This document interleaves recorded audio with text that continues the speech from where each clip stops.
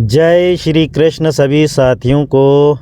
तो साथियों, आज मैं हूँ पेहोबा में, जहाँ पे तीर्थ स्थान है। पेहोबा में जो है सरस्वती तीर्थ स्थान है, वहाँ पे मौजूद हूँ।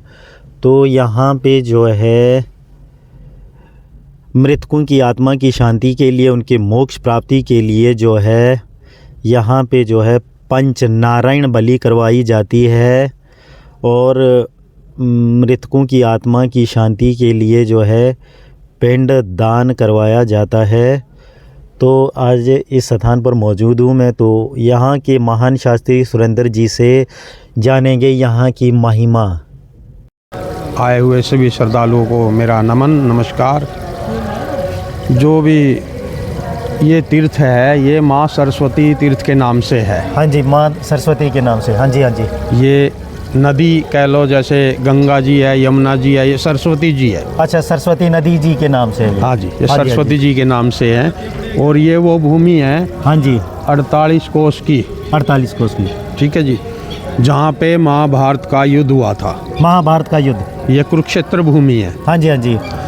जितने भी सैनिक उस युद्ध के दौरान वीर गति को प्राप्त हुए थे, महाभारत युद्ध के महाभारत युद्ध के अंदर, तो उनकी आत्मा शांति के लिए, क्योंकि जब प्राणी गुजर जाता है तो उसकी जो आत्माएं हैं वो भटकती हैं। हाँ जी, कहते हैं। हाँ जी, गरुड़ पुराण में भी लिखा हुआ है जी।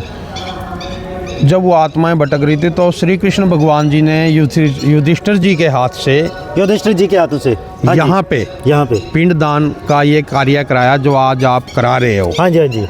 उनकी सबकी गति के लिए, आत्मा शांति के लिए, गति के लिए उनको मोक्ष मिले, उनकी गति हो, उनकी सदगति हो, कल्याण हो। श्री कृष्ण जी ने जो है युधिष्ठिर जी के हाथ से यहाँ सभी का पिंडदान कराया।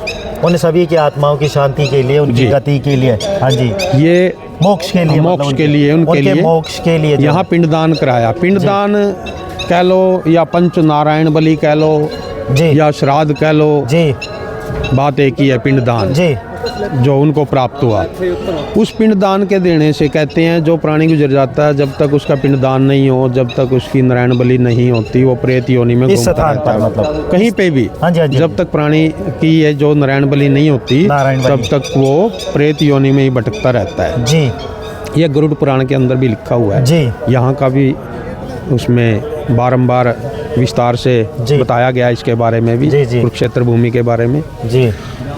तो जो पिंडदान होता है, गति, इसको बोलता है गति। गति गति नाम तो बहुत बड़ा है, कर्म तो। हाँ जी, हाँ जी। इसको तो हम जीवन पूरा हो जाएगा, लेकिन ये कर्म पूरा नहीं होता जी जी जी। गरुड़ पुराण के अनुसार बहुत से दान हैं इसमें जी। तो ये जो आते हैं, अमीर गरीब जैसे भी आते हैं यहाँ पे, उन सब का पिंडदान विधि से कराया जाता है, जिस प्रकार महाभारत के उन वीर सैनिकों के लिए कराया गया था जी, उस विधि से जी, जी। तो यहाँ पिंडदान होता है, उससे मोक्ष मिलता है जी। तब से ये प्रथा शुरू होगी। अभी जो भी प्राणी अकाल मृत्यु मरेगा या कैसे ही मरेगा, उसकी गति यहाँ पे होगी जी जी जी। ये पेहोबा तीर्थ है जी, पृथुदक तीर्थ, पापांतक तीर्थ जी। बहुत प्राचीन तीर्थ है। यहाँ की महिमा बहुत प्राचीन है। बड़े बड़े मेले लगते हैं यहाँ जी। त्रयोदशी चौदस का मेला लगता है जी, चैत्र का मेला लगता है, श्राद्धों में मेले लगते हैं यहाँ पे। बड़ी दूर दूर से श्रद्धालु आते हैं। ये प्राचीन वृक्ष है जी जी, जो पितरों की शांति के लिए इसमें जल चढ़ाया जाता है जी जी जी। ये अखंड हवन कुंड है। एक यहाँ पे पिंडदान के बाद एक बड़ा महत्व है, यहाँ एक मंदिर है प्राचीन, स्वामी कार्तिकेय मंदिर। स्वामी कार्तिकेय मंदिर, हाँ, जहाँ पे कर्म के उपरांत बाद में जो है ना तेल चढ़ाया जाता है सरसों का जी, उसकी भी बड़ी महिमा है। हाँ जी, महिमा है। कहते हैं जो स्वामी कार्तिकेय जी हुए हैं, हाँ जी, शंकर भगवान जी के बड़े पुत्र हुए हैं जी।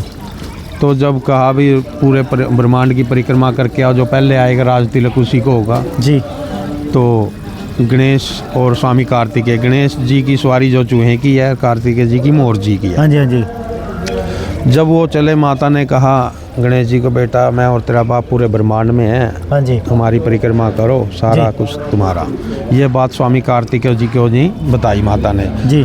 जब आए परिक्रमा करके, भगवान ने कहा कार्तिकेय जी ने, माता ये तो आपने विश्वासघात किया, हाँ जी, भैया बात आपने मेरे को नहीं कही और गणेश जी को बता दी। हाँ जी। माता की शरीर में होते चमड़ी, पिता की होती है हड्डी जी जी जी जी। कार्तिकेय जी ने चमड़ी उतार के हड्डियों का पिंडी रूप में दर्शन दिया। अच्छा, वहाँ पे हाँ जी। और श्राप दिया, जो लेडीज मेरी इस नग्न अवस्था के दर्शन करेगी जी। वो 7 जन्म तक विधवा रहेगी।